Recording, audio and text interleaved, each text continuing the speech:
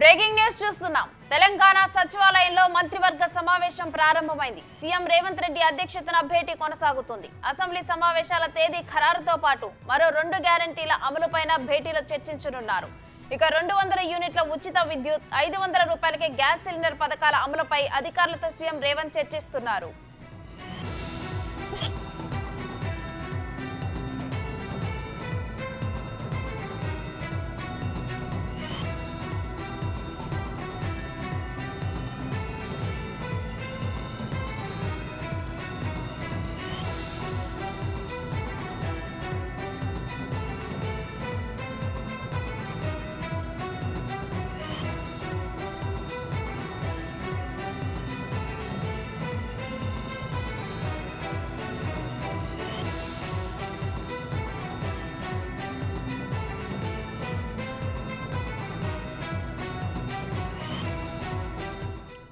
తెలంగాణ సచివాలయంలో మంత్రివర్గ సమావేశం ప్రారంభమైంది. సీఎం రేవంత్ రెడ్డి అధ్యక్షతన భేటీ కొనసాగుతుంది.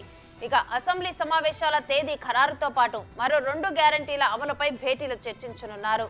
200 యూనిట్ల ఉచిత విద్యుత్, 500 రూపాయలకి గ్యాస్ సిలిండర్ పథకాల అమలుపై అధికారులతో సీఎం రేవంత్ చర్చిస్తున్నారు.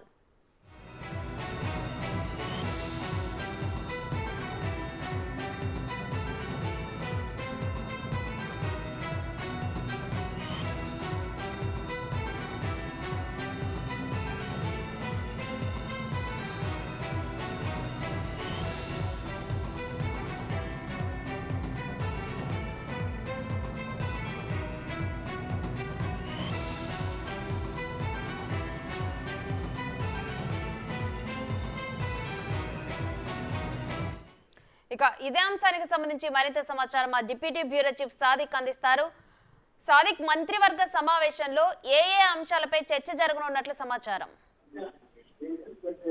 రెండుసి ముఖ్యమంత్రికి రేవంత్ రెడ్డి అధ్యక్షతన కేబినెట్ సమావేశం అసెంబ్లీలో సెక్రటరియట్ లో ప్రారంభమైంది. దాదాపు 25 నుంచి 30 ఎజెండాగా ఈ యొక్క కేబినెట్ సమావేశంలో పలు కీలకమైన అంశాలపైన చర్చ కొనసాగబోతుంది. ప్రధానంగా తెలంగాణ రాష్ట్రం ఏర్పడిన తర్వాత తెలంగాణ సంబంధించినటువంటి లావాదేవీలు, ప్రభుత్వం సంబంధించినటువంటి అనేక అంశాలపైన టీఎస్ పేరుతో ఉంది. దాన్ని టీజీగా మార్చాలని కూడా ముఖ్యమంత్రి రేవంత్ రెడ్డి భావిస్తున్నట్టుగా తెలుస్తుంది. ఈ అంశంపైన కూడా విధానపరమైనటువంటి నిర్ణయం తీసుకోవడానికి ఆస్కారం ఉన్నట్టుగా తెలుస్తుంది. ప్రధానంగా ఇప్పటి వరకు వెహికల్స్ కానీ ఇతర ప్రభుత్వ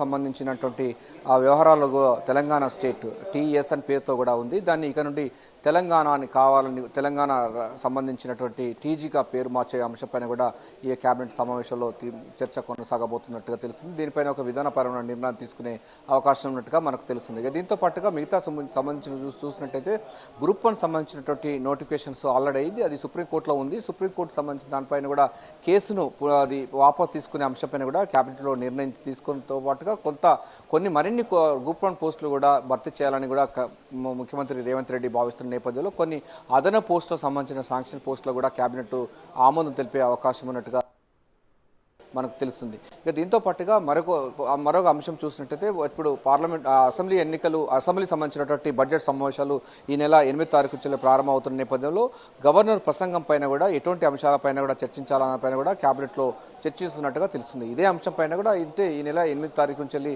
బడ్జెట్ సమావేశాలు కొనసాగుతున్న నేపథ్యంలో శాసనసభ, శాసన మండలి సంబంధించిన ద్విసభ దానిపైన కూడా ముఖ్యమంత్రి ఈ అంశంపైన ఇప్పటికే కొద్దిసేపు క్రితం మీడియా సమావేశంలో మాట్లాడడం జరిగింది. సో ఆ ఉభయ సభలను ఉద్దేశించి కూడా గవర్నర్ ప్రసంగిస్తారు. సో ఆ యొక్క గవర్నర్ ప్రసంగం ఏముంటుంది దానిపైన కూడా కూర్పు సంబంధించిన దానిపైన కూడా క్యాబినెట్ లో చర్చించే అవకాశం ఉన్నట్టు తెలుస్తుంది. దీంతో పాటుగా గత ప్రభుత్వం తీసుకున్నట్టు కొన్ని నిర్ణయాలపైన కొన్ని రాటిఫికేషన్ చేయాల్సిన అవసరం ఉంటుంది.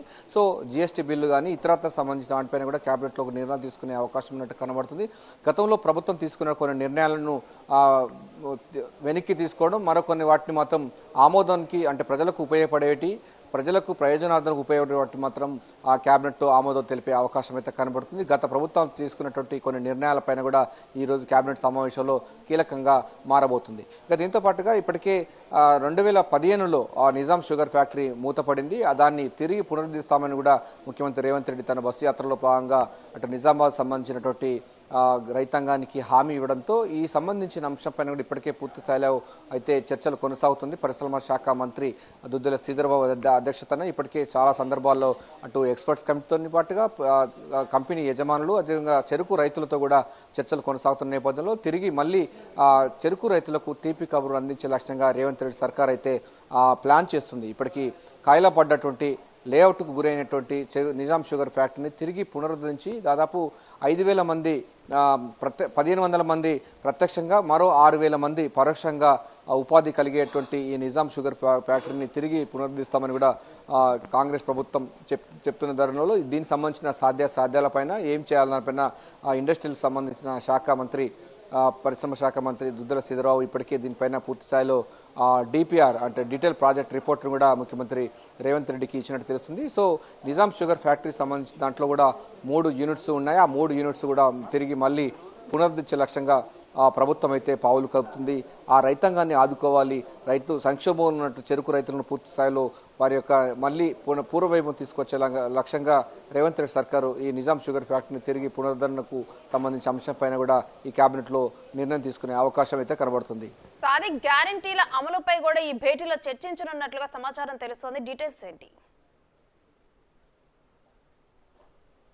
ఎస్, ఈ నెల మొదటి వారం లేదా రెండవ వారం నుంచి చూసినట్లయితే మనకు గృహజ్యోతి సంబంధించిన 6 గ్యారంటీ స్కీమ్స్ లో భాగంగా గృహజ్యోతి సంబంధించినటువంటి ఆ పథకం కూడా ఉంది. 6 గ్యారంటీ స్కీమ్లో ఆ 6 గ్యారంటీ సంబంధించినటువంటి గృహజ్యోతి 200 యూనిట్ల వరకు ఉచితంగా విద్యుత్తును గృహ వినియోగదారులకు ఇస్తామని కూడా కాంగ్రెస్ పార్టీ తన 6 గ్యారంటీ స్కీమ్స్లో పొందుపరిచిన నేపథ్యంలో 6 గ్యారంటీ స్కీమ్స్లో ఈ 200 యూనిట్లు గృహజ్యోతి సంబంధించిన అటువంటి కార్యక్రమం ఉండబోతుంది. ఇక మహాలక్ష్మి స్కీమ్లో ఉన్నటువంటి 500 రూపాయలకే గ్యాస్ సిలిండర్ ఇవ్వాలని కూడా ప్రభుత్వం నిర్ణయించింది. దీనికి సంబంధించిన విధి విధానాలు అన్నిటిపైన కూడా ఇప్పటికే ప్రభుత్వం యుద్ధ ప్రాతిపదికన కసరత్తు చేస్తున్న ధర్మిలో ఈ 200 యూనిట్ల వరకు విద్యుత్తును ఉచితంగా ఇవ్వడంతో పాటుగా 500 రూపాయలకే గ్యాస్ సిలిండర్స్ ఇచ్చేటువంటి అంశంపైన కూడా ఈ కేబినెట్లో విధానపైన నిర్ణయం తీసుకునే అవకాశం ఉంది. ఎందుకంటే వచ్చే పార్లమెంటు ఎన్నికల సందర్భంలో దానికంటే ముందుగానే అంటే ఇప్పటికే ఆల్రెడీ 2 అమలవుతున్నాయి. ఒకటి 10 లక్షల ఆరోగ్యశ్రీ సంబంధించినటువంటి పథకం అవుతుంది. అదేవిధంగా ఉచితంగా ఆర్టీసీ బస్సులో మహిళలకు ఉచిత ప్రయాణం సౌకర్యం ఉంటుంది. సో మహాలక్ష్మి స్కీమ్లో ఈ 500 రూపాయలకే గ్యాస్ సిలిండర్ అంశంపైన కూడా ఈరోజు కేబినెట్లో నిర్ణయం తీసుకునే అవకాశం ఉంది. అది ఎప్పటి నుంచి అమలు పరచాలి, దాని విధి విధానాలపైన కూడా పూర్తి స్థాయిలో అధికారులు అయితే కసరత్తు చేశారు. సో 500 రూపాయలకే గ్యాస్ సిలిండర్తో పాటుగా 200 యూనిట్ల వరకు ఉచితంగా గృహ వినియోగదారులకు సరఫరా చేసే అంశంపైన కూడా ఈరోజు కేబినెట్లో నిర్ణయం తీసుకునే అవకాశం అయితే కనబడుతుంది. ప్రధానంగా వచ్చే నెల అంటే ఈ నెల 8వ తారీఖు నుంచి కూడా అసెంబ్లీ బడ్జెట్ సమావేశాలు ఉన్న నేపథ్యంలో అన్ని సంబంధించినటువంటి శాఖల దానిపైన కూడా బడ్జెట్ ప్రిపరేషన్ అదేవిధంగా బడ్జెట్ ఎంత కావాలన్న ఎస్టిమేట్ సంబంధించిన దానిపైన కసరత్తు చేశారు.